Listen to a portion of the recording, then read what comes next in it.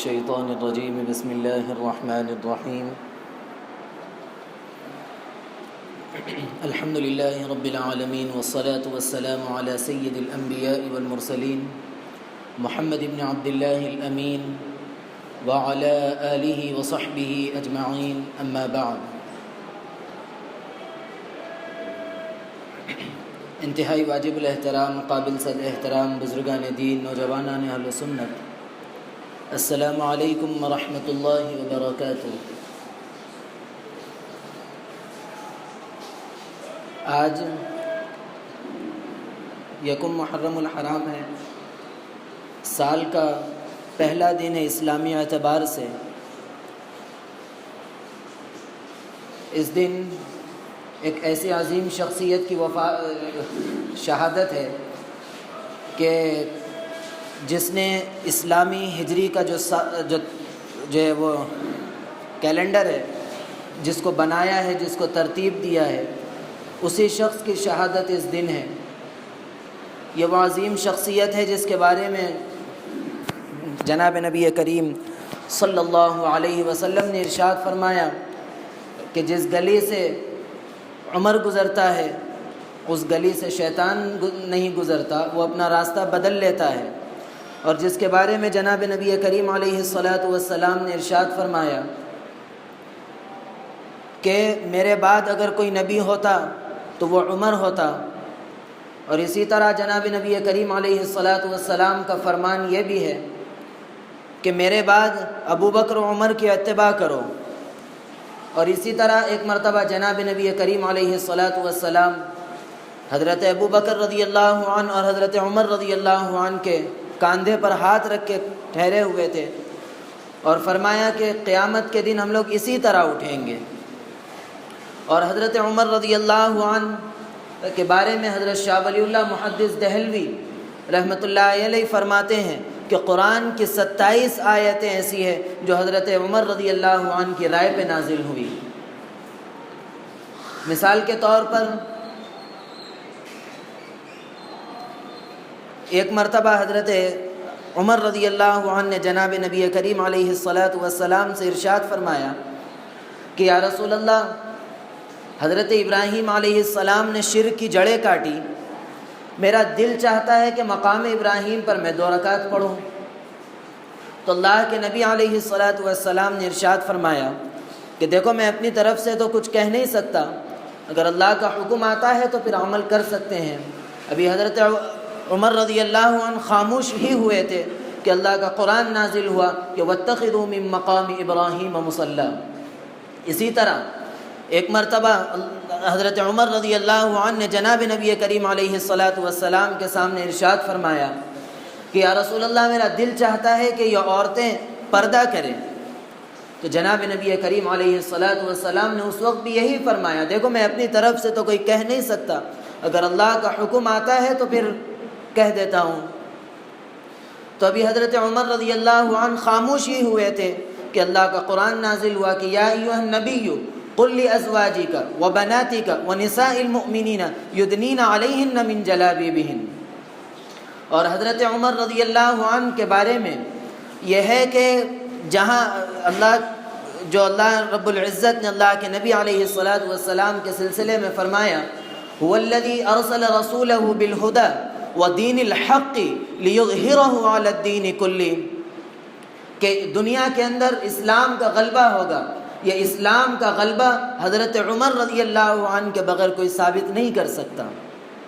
جو دنیا کی سپر پاور طاقتیں تھی، قیصر و کسریٰ، یہ حضرت عمر رضی اللہ عنہ کے دور میں ہی ان کا خاتمہ ہوا۔ اسی طرح حضرت عمر رضی اللہ عنہ اپنے دور خلافت میں 3600 علاقے فتح کیے، اور حضرت عمر رضی اللہ عنہ نے اپنے دور خلافت میں 900 جامع مسجد تعمیر کیے اور 4000 عام مساجد تعمیر کیے۔ اور اسی طرح حضرت عمر رضی اللہ عنہ کے بارے میں ہے کہ مصر کا جو بادشاہ گورنر جو تھے، ان کے ایک بیٹے نے بدو کو، ایک غریب آدمی کو مارا، تو وہ قضیہ لے کر حضرت عمر رضی اللہ عنہ کے پاس آئے۔ تو حضرت عمر رضی اللہ عنہ نے دونوں کو باپ بیٹوں کو بلایا اور بلا کر مسئلہ پوچھا کیا معاملہ ہے، تو وہ بے وجہ مارنے کی وجہ سے حضرت عمر رضی اللہ عنہ نے اس غریب شخص کو کہا کہ تم اس شہزادے کو یعنی اس گورنر کے بیٹے کو تم بھی اتنا ہی مارو جتنا اس نے مارا ہے۔ پھر اس کے بعد کہا کہ اس کے باپ کو بھی مارو، تو اس وقت انہوں نے کہا، وہ اس غریب شخص نے کہا کہ میں اس کے باپ نے تو مجھے نہیں مارا، میں اس کے باپ کو کس طرح ماروں؟ تو حضرت عمر رضی اللہ عنہ نے اس وقت ایک لفظ کہا تھا، وہ لفظ ایسا لفظ ہے جو ایک روس کی ایک لڑکی اس لفظ سے متاثر ہو کر حضرت عمر رضی اللہ عنہ پر ایک لائبریری بنائی تھی، اس کا تذکرہ گزشتہ سال آیا تھا،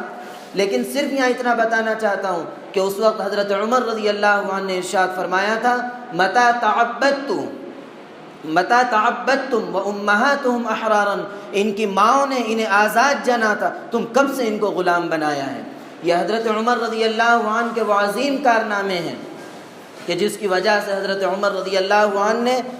حضرت ابو بکر رضی اللہ عنہ نے جتنی حصے پر خلافت قائم کی تھی، حضرت عمر رضی اللہ عنہ نے اس کو ڈبل کر دیا تھا۔ ایک اور بات جو شروع میں آنی تھی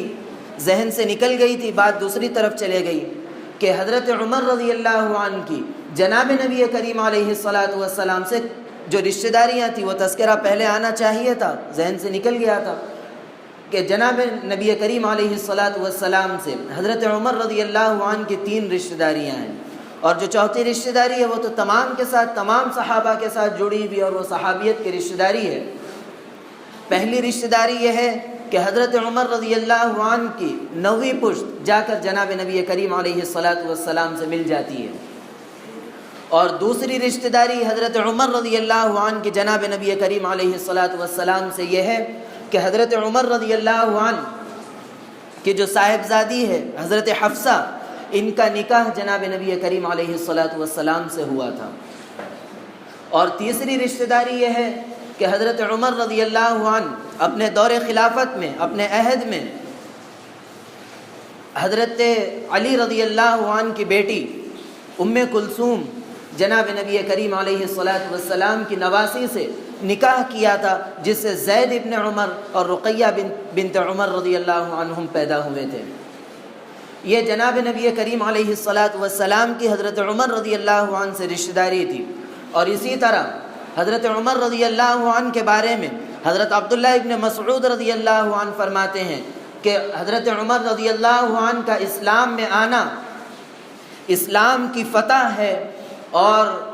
ان کی ہجرت نصرت ہے، اور ان کی خلافت رحمت ہے۔ یہ حضرت عبداللہ ابن مسعود رضی اللہ عنہ حضرت عمر رضی اللہ عنہ کے بارے میں فرمایا تھا۔ اور اسی طرح ایک انگریزی کتاب ہے دا ہسٹری آف اسلام، جس کو ایڈون گبن کچھ اس طرح کا نام ہے، اس نے لکھا ہے، اس میں تیسرا نام حضرت عمر رضی اللہ عنہ کا تذکرہ کیا ہے کہ حضرت عمر رضی اللہ عنہ کے بارے میں وہ ایسے عظیم کارناموں کا اس نے تذکرہ کیا ہے۔ میں سمجھتا ہوں کہ تاریخ اسلام نے ان چیزوں کا تذکرہ نہیں کیا جس میں ایک انگریز نے حضرت عمر رضی اللہ عنہ کے ان واقعات کا تذکرہ کیا تھا۔ ایک عیسائی عورت جب حضرت عمر رضی اللہ عنہ سے متاثر ہوئی، حضرت عمر رضی اللہ عنہ کے اوپر 1100 کتابیں جمع کی، تو اس وقت جب اس سے پوچھا گیا کہ کون سا ایسا کارنامہ ہے حضرت عمر رضی اللہ عنہ کا کہ جس کارنامے کو دیکھ کر تو متاثر ہوئی ہے، تو اس وقت اس نے یہی فرمایا ہے حضرت عمر رضی اللہ عنہ کا یہ جملہ جو اس نے گورنر مصر کے بیٹے کو کہا تھا کہ کب سے تم نے غلام بنانا شروع کیا ہے، حالانکہ ان کی ماؤں نے انہیں آزاد جنا ہے۔ اس لفظ سے، اس جملے سے وہ عیسائی لڑکی متاثر ہوئی تھی، اور اس نے حضرت عمر رضی اللہ عنہ پہ انگریزی میں 1100 کتابیں جمع کی ہیں۔ یہ حضرت عمر رضی اللہ عنہ کے وہ عظیم کارنامے ہیں جن کا تذکرہ رہتی دنیا تک چلتا رہے گا، اور حضرت عمر رضی اللہ عنہ کی شہادت کی خبر حضرت عمر رضی اللہ عنہ نے پہلے ہی دی تھی کہ ایک شخص آیا تھا جو چکی بنانے میں ماہر تھا، تو اس سے حضرت عمر رضی اللہ عنہ نے کہا کہ میرے لیے بھی ایک چکی بنا دو، تو اس نے اس وقت ایک لفظ کہا تھا کہ ایسی چکی بناؤں گا کہ وہ یاد رہے گی، تو حضرت عمر رضی اللہ عنہ نے اس کے جاتے ہی فوراً کہا کہ یہ میری شہادت کی خبر دے جا رہا ہے۔ اور متعدد مواقع پر جناب نبی کریم علیہ الصلاۃ والسلام نے حضرت عمر رضی اللہ عنہ کے سلسلے میں فرمایا کہ میرے ساتھ میں، ابو بکر اور 2 شہید ہیں۔ وہ 2 شہید سے مراد حضرت عمر رضی اللہ عنہ اور حضرت عثمان رضی اللہ عنہ ہیں۔ یہ حضرت عمر رضی اللہ عنہ کی خلافت پر، ان کی زندگی پر ایک اشارے ہے کہ جس کو کہا گیا ہے آپ اس سلسلے میں تاریخ اسلام کا مطالعہ کریں گے تو آپ کو یہ سمجھ میں آئے گا کہ حضرت علی رضی اللہ عنہ اور حضرت عمر رضی اللہ عنہ کے درمیان میں کتنی محبت تھی، کہ حضرت علی رضی اللہ عنہ نے کہا کہ جب حضرت ابو بکر رضی اللہ عنہ کا انتقال ہوا تو فرمایا کہ حضرت ابو بکر رضی اللہ عنہ نے حضرت عمر رضی اللہ عنہ کے ساتھ کچھ لوگوں کو نامزد کیا، جس میں سے حضرت عمر بھی ہے، تو میں ان کے ہاتھ پر بیعت بھی ہوا ہوں اور میں حضرت عمر کے رہتے ہوئے کسی کو خلیفہ دیکھنا نہیں چاہتا۔ یہ حضرت عمر رضی اللہ عنہ اور حضرت علی رضی اللہ عنہ کے درمیان کی محبتیں ہیں، جس کو تاریخ کا مطالعہ کرنے پر بہت ساری چیزیں کھل کر آئے گی۔ یہ مختصر سی تاریخ ہے، اور حضرت عمر رضی اللہ عنہ کو شہید کرنے والا آپ جانتے ہیں ابو لولو فیروز ہے، اس کی کیسی دردناک موت ہوئی، اس کا سلسلہ گزشتہ آیا تھا۔ بہرحال یہ مختصر سی حضرت عمر رضی اللہ عنہ کے سلسلے میں کچھ باتیں تھیں۔ انشاءاللہ آئندہ محرم الحرام کا روزہ آنے والا ہے 10 کو، شاید آئندہ جمعہ 8 کو آئے گا، تو محرم کے سلسلے میں بھی کچھ باتیں ہیں۔ پھر حضرت حسین رضی اللہ عنہ کی زندگی اور شہادت اور آپ کی صحابہ سے،